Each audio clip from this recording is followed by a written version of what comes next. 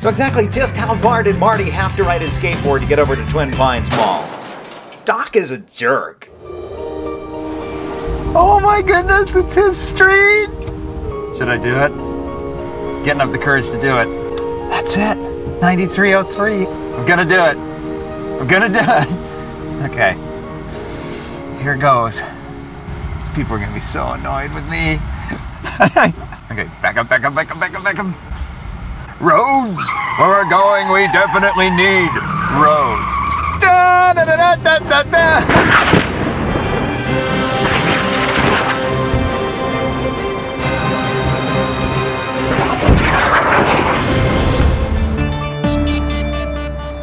I saw Marty McFly's house. So cool. So we have a tendency to sort of idolize Doc Brown's character, this just persistent scientist who over 2 generations built a time machine in a cool car. But Doc Brown is an inconsiderate jerk. Marty, you didn't fall asleep. You need to ride your skateboard across town in the dark. All the way down to the mall. Oh! Also ride your skateboard all the way to my lab and get my video camera. Which makes me wonder why a 17-year-old would skate 9 miles to go hang out with a guy. Maybe Doc buys him beer. That's just not cool, Doc. Marty had one heck of a skateboard ride. Now look at the kinds of streets Marty would have to skateboard on in the middle of the night. Where do you safely skate? I mean, I guess he could be up on the sidewalk over there, but there's parked cars, so he can't really ride his skateboard there. Now the most direct route to Doc's lab puts us onto Interstate 5. Now, if you thought Marty riding on city streets was bad, imagine him using these backbones of Southern California transportation. He'd die! When freeways were invented, the whole idea was to have a high-speed road. On on-ramps where traffic enters, signs went up saying, no non-motorized traffic, no skateboards, Marty.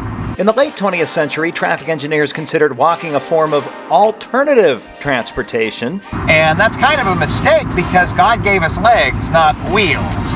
So the idea is to introduce design elements into every single road that gets constructed to make sure that there's a place for everyone.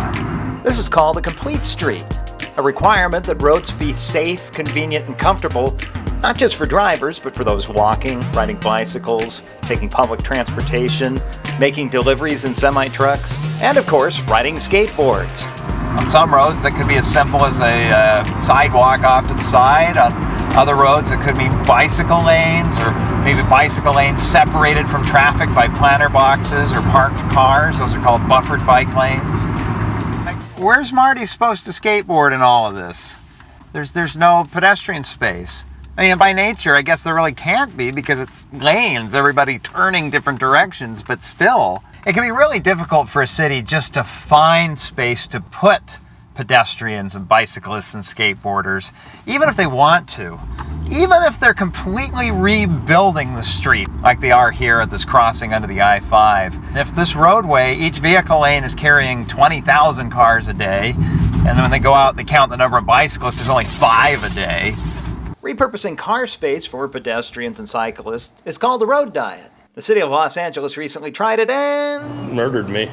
They killed my business. My business has suffered because of the road diet. Yeah, the outcry was so bad they actually undid the road diet and gave the space back to the cars. The councilman for this area, he made the announcement along with an apology. Most people outright hated it. But there's also a chicken and the egg attribute that isn't looked at, which is part of the reason why you might only see 5 bicycle trips a day through a corridor or 1 skateboard a day, because there is no place for anyone to ride.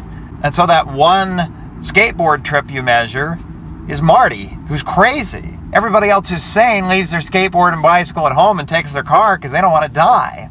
And it's really a crying shame that here in Southern California, where the weather's decent year-round, nice mild winters, okay summers that aren't too hot, that you don't see more active transportation on the roads. I mean, if there's any city that could get away with it, it would be here. Okay, so check it out. There's the drive-through. The truck goes through there with Steven Spielberg driving and Marty grabbing on illegally with his skateboard after checking out Doc's lab, which was right here. Where did Doc's lab go? It was actually just a storefront. In the film, Steven Spielberg makes a left turn out of this drive-through, And nowadays with the traffic volumes on Victory, there's no way somebody could make a left. No way, it's just not even possible. And so, with Doc's video camera safely in tow, we head back onto the I-5 toward the mall. As the miles crank by, I wonder, The I-5 here, where do you put pedestrians? I mean, if they want to use the road too, they should have a place. Engineers didn't save any land for them to be able to use I-5. More modern facilities build multi-use paths to the side of the freeway that are separated by fencing and walls to make sure people are safe. There's a project, State Highway 85 on the western suburbs of Salt Lake City, that project called Mountain View Corridor, and they built the Mountain View Trail. And that works really nice as a way for people to be able to ride their bicycles along the same route. In fact, they've even grade separated a lot of it. So it's sort of like a bicycle freeway because you don't have to cross every major street. There's bridges that take you over the top. It works pretty nice. Old man Peabody owned all of this. I'm Road Guy Rob, and I'm standing in the parking lot of Puente Hills Mall, and this is temporal experiment number 1. What did I tell you? 88 miles per hour! They found me. I don't know how, but they found me. Run for it, Marty! Who do you think? The Olympians! Let's see if you turds can go 90.